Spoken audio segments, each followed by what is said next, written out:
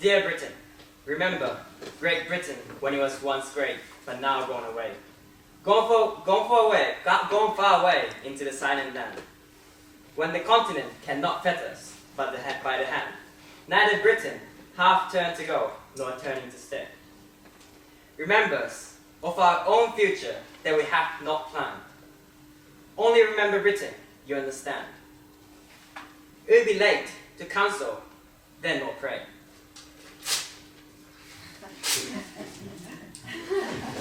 Good evening, ladies and gentlemen. Tonight, we'll be presenting on our solutions to what can be done and what has to be done to make Britain great again, assuming that we leave the EU.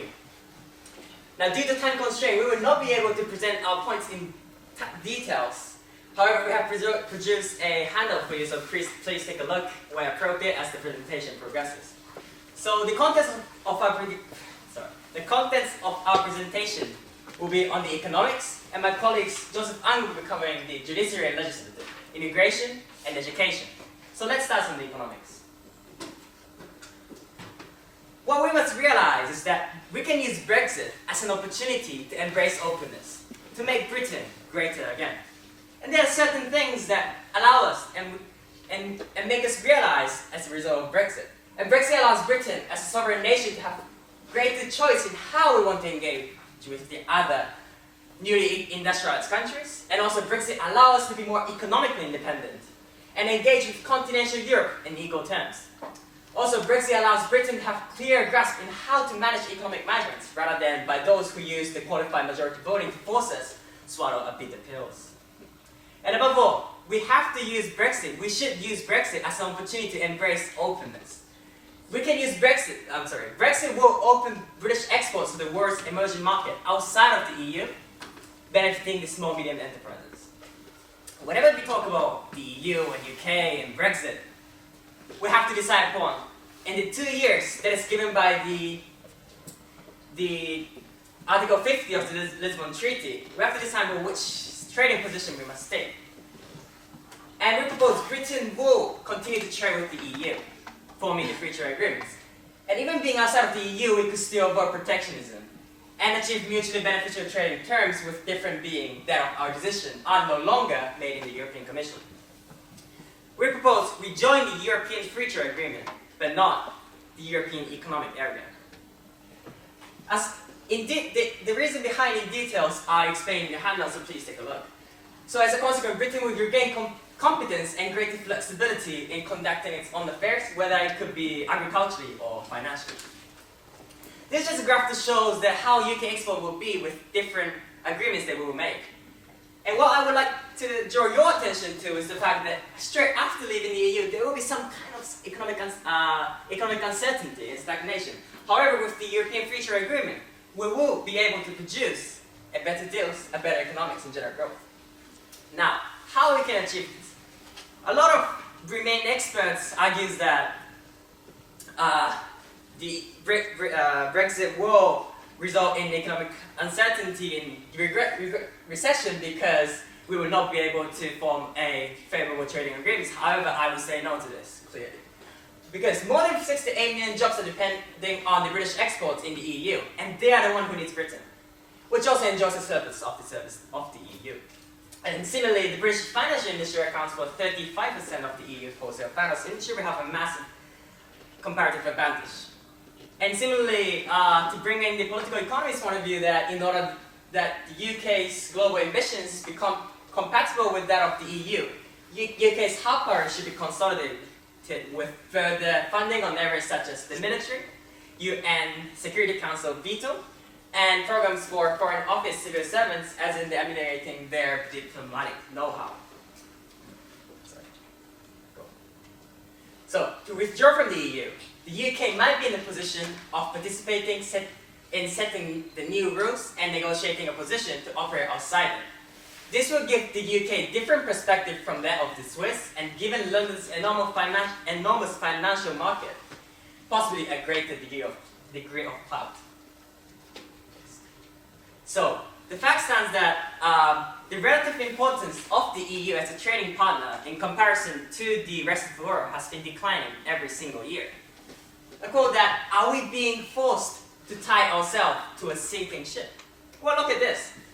This shows the global economic center of gravity. And since 1980s, the global economic center of gravity has been shifting towards the east, to the Asia, every single year. And by 2025, 38% of global GDP and 51% of global population will be located in the eastern region. Therefore, we must restore British greatness internationally. We have to embrace openness. We develop its role in the Commonwealth and strengthen ties with the Asia through deepening its leading role in AIIB, so-called the Asia Infrastructure Investment Bank. What is that? Well, basically, AIIB is an institution that fosters improvement in trade connectivity and infrastructure development. For example, building a container ports that will allow more nations to have exports using the seas. And it's really needed for 21st century Asia to grow further. And it's going to be a combined policy through supporting the entrance of small and medium enterprises to international markets, especially those showing a fast-growing trend, through greater external trade promotion such as the ASEANs. Now, we have looked at how the UK will have a tie with the EU, and we look at how the UK will trade a relationship with the rest of the world, and it's time to look at ourselves. How do we restore greatness domestically?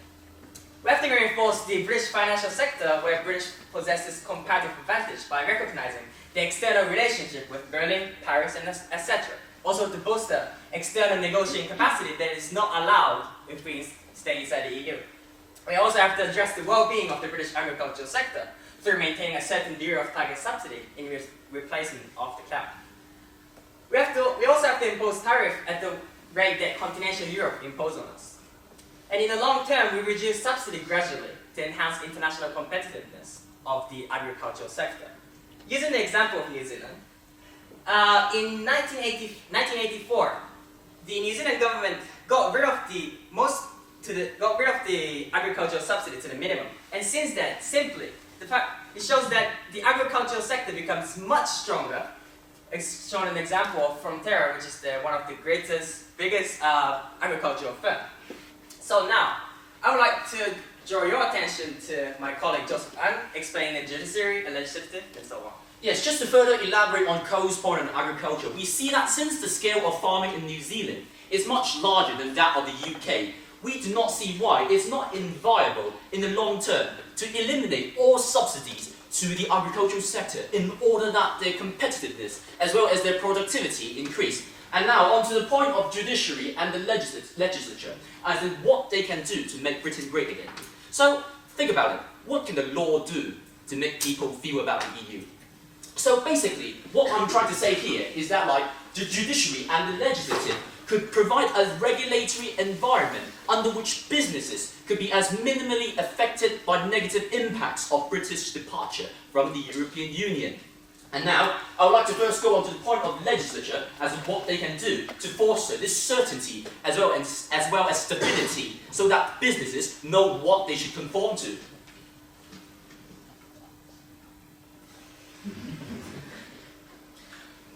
In the legislature, the government should introduce a Leaving the EU Bill and prioritise parliamentary time, covering necessary constitutional aspects of leaving the European Union.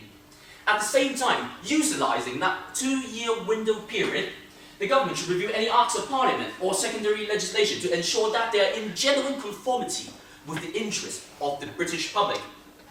At the same time, the UK could use this opportunity to tailor relevant regulations to achieve the best results for the UK economy and society. And this leads to the point that there's the importance of recognising the distinction between regulations and directives. Regulations are basically EU laws that are transcendent of national boundaries and are binding to EU member states, whereas directives do not have direct legal effect but rather they are a series of objectives that are being set out by the European Commission, and that the domestic legislature must introduce laws to comply with these objectives. So this is the example of an onerous directive that could be repealed, and that could reduce the burden that is being posed on small medium enterprises. For example, the repeal of the Working Time Directive has given a lot of red tape for small medium enterprises in keeping records for whoever opted out. It also restricted the rights of employees to work as they wish to, because it places extremely minor restrictions in how much time they should spend with the family, how much time they should drive, using the example of a driver, and how much time they should take a rest. And the UK government, on the other hand, can also assert domestic legal control over the core economic areas of the City of London, which is the backbone of the British economy. The UK government could reconsider or repeal the following directives, which has hampered UK's firms' ability to set up subsidiaries in continental Europe. Overall, this boils down to the fact that the UK do not face additional burdens beyond standards set out in international agreements such as Basel III. 2 more minutes, Dr. Brunner. I'm sure your eyes will open later.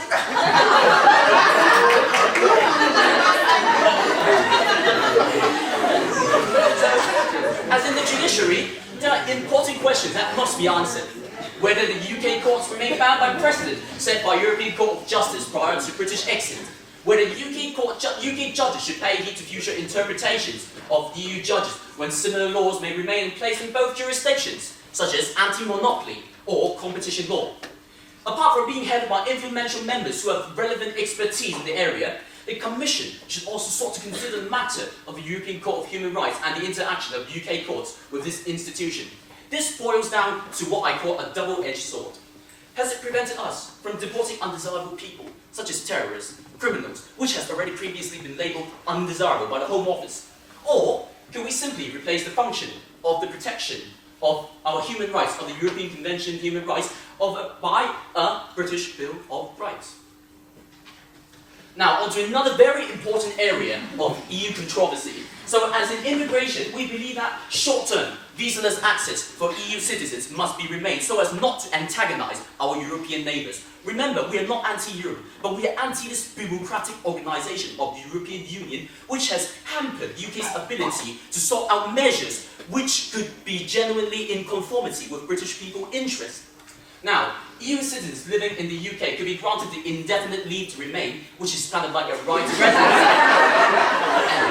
The reciprocal access must be negotiated while gaining understanding. Okay. So overall, with the below measures, we see that through the technical manipulation of a visa system that ensures UK gain access to a sufficient supply of labour, and as well as measures that could improve trade connectivity and the ease of movement of businesses, which is especially important when important decisions have been made face-to-face in overseas when conducting trade deals with overseas partners. Therefore, ladies and gentlemen, it comes to our conclusion that Brexit is not the end of the world.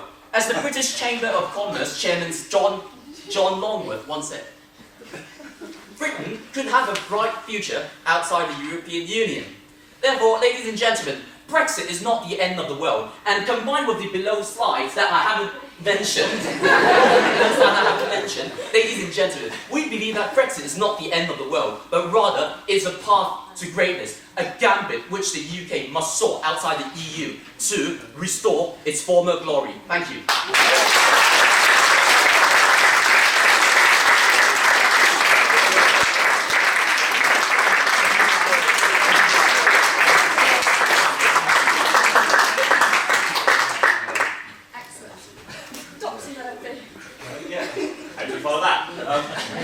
This is actually my area of expertise is British constitutional law in the European Union. So I was very impressed with your understanding of the distinction between directives and regulations. Article 288 is a very difficult concept to get, so I applaud you for that.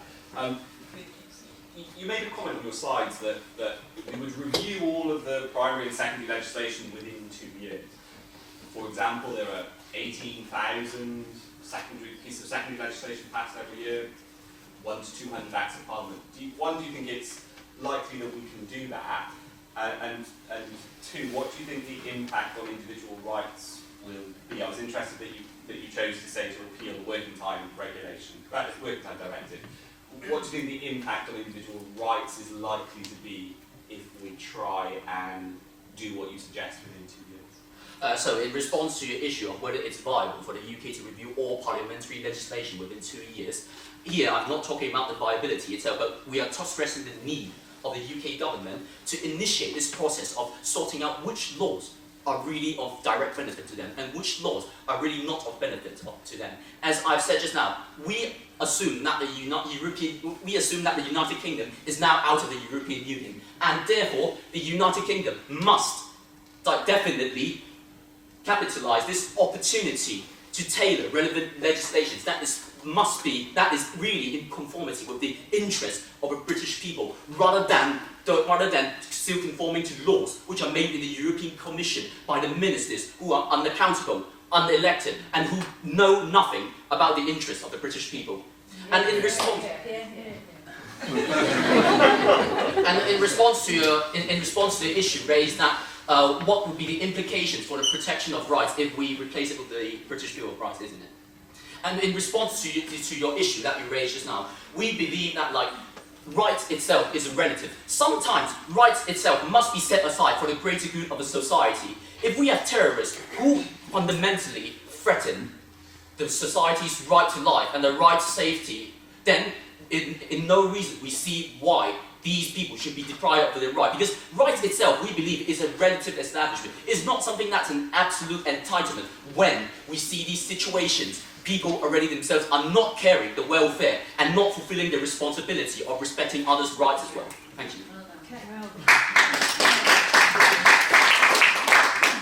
Question from the audience. I see one from Mr. Rubin. I was slightly surprised by your presentation, not by its length, but by your focus on greatness. But it looks like that when you talk about Britain's historic greatness and you criticise the Working Time Directive, and you're clearly anti-workers' rights, it's almost as if you celebrate Britain's greatness by wanting to return to a sort of Dickensian past, a time of slavery and empire and exploitation. In my book, Britain's greatness is its toleration, its dislike of discrimination, its internationalism, and therefore my question for you, surely the things that make Britain great are based on a common European culture, a culture of tolerance, a culture of respect for minority rights, and that goes back to sort of a shared culture in Greece and Rome. Do you believe that there's a common European culture? So, Dr. Rubin, in response to your question, neither did I directly say that we disrespect workers' rights, nor implicitly do I personally treat workers' right as something that can be relegated to the dustbin of history. So what we believe here is the issue of sovereignty, that the UK must pick up its own sovereignty and to exert its say in making laws that is really in conformity with the interests of the British people, rather than laws being made by those in the Council of Ministers who basically we do not directly elected, who are unaccountable to us, but yet they still have a significant say when considering the increased use of qualified majority voting and the UK's diminished role in the use of national veto. Thank you. One more point. Mine is very simple, Mr. Rubin. The purpose of leaving the EU is not to reject any activity, connectivity with the EU, but to have sovereignty over which aspect of EU law should apply. And given that the economic importance of EU has been declining every single year, and the growth will be generated in the eastern region, where I'm from. So as I say. Let's focus there and shift the interest there too. That's what basically I'm saying in simple words. Excellent, thank you. Headmaster? Thank you, gentlemen, for using a New Zealand example. It instantly gets you 1,000 points. Had you mentioned the rugby this morning, it would have been a million. But that example is obviously one I know a little bit about. And you talk about the removal of subsidies from the New Zealand farming community in the 80s. In fact, it wasn't quite as simple as that. We had to respond to the fact that Mother England kicked us out and stopped giving us a guaranteed access to their market because we now, had joined the EU, and we were forced to find new ways to stay afloat as a primarily agrarian economy. Your suggestion of doing the same sort of thing to British farmers is different in one fundamental respect, and that is that it's not some horrible external force that would be removing the subsidies, it's you yourselves, the government.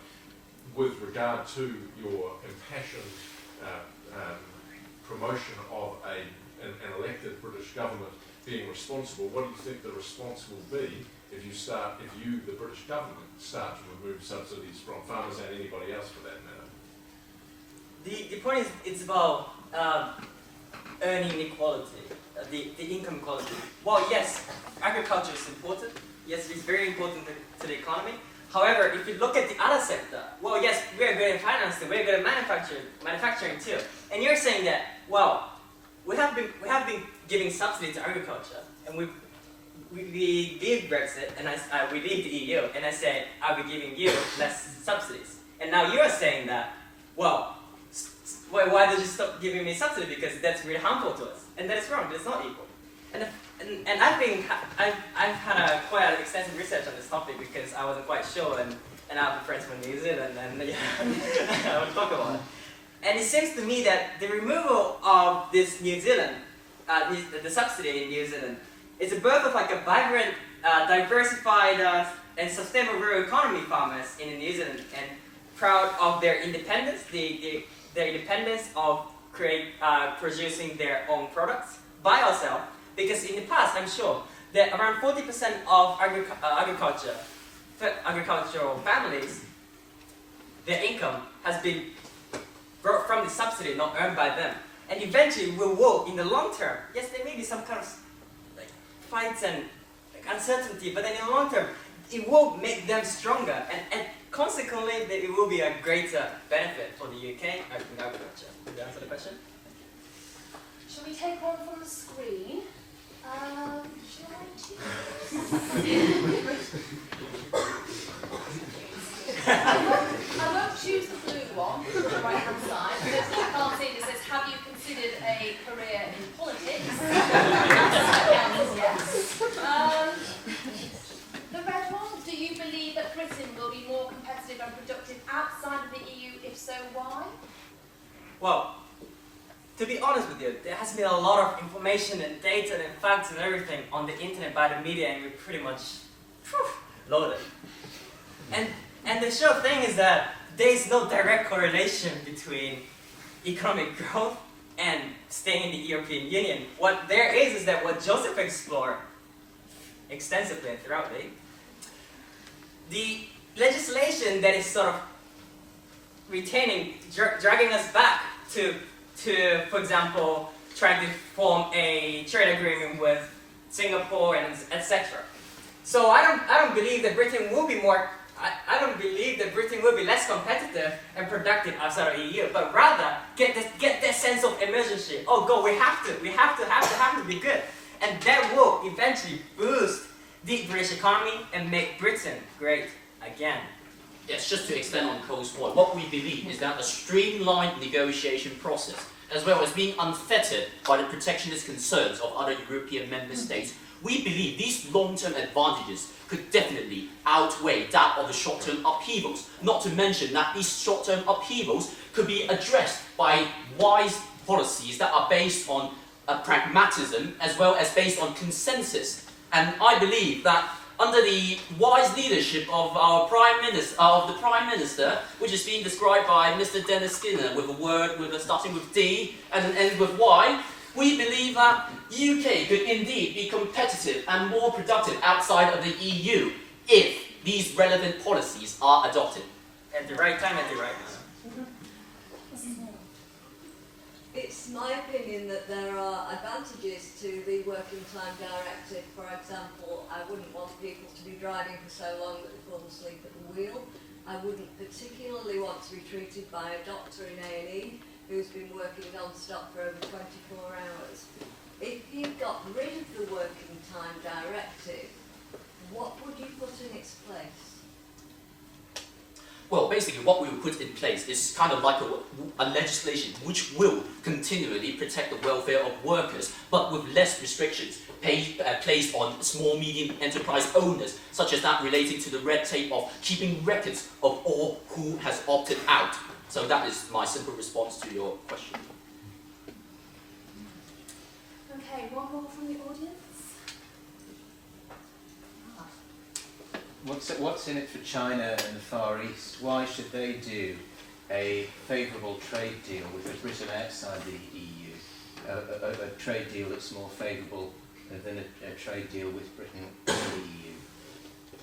Well, what's my point? The point that I mentioned in the example of AIIB, how to restore rich internationally, is that currently the Asian's financial investment situation is such that the Warren Buffett, the American-led, is controlling all the finance within Asia that is important for trade connectivity and infrastructure development.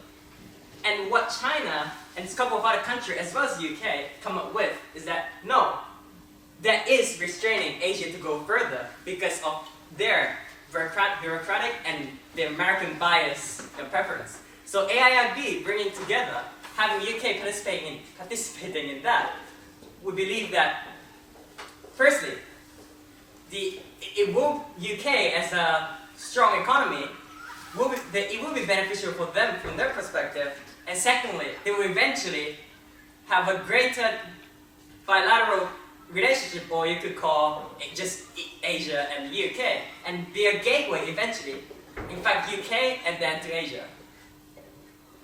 And yes, just to expand on Cole's point, today we're not to deny the importance of EU as one of our most important trading partners. But what we believe is that through the greater flexibility in terms of negotiating external trade, as well as, again, not being fettered by the protectionist concerns of European member states, we believe that, especially if we look into the statistics as well as the growth trend of these newly industrialized countries, we believe that by opening the door for small medium enterprises to these places and through improving trade connectivity and the ease of movement of business people, we believe that to make Britain a great place is not only the government for us who benefit, the government who benefits, but it's also the people who operate businesses, who feed thousands that benefit as well. Thank you.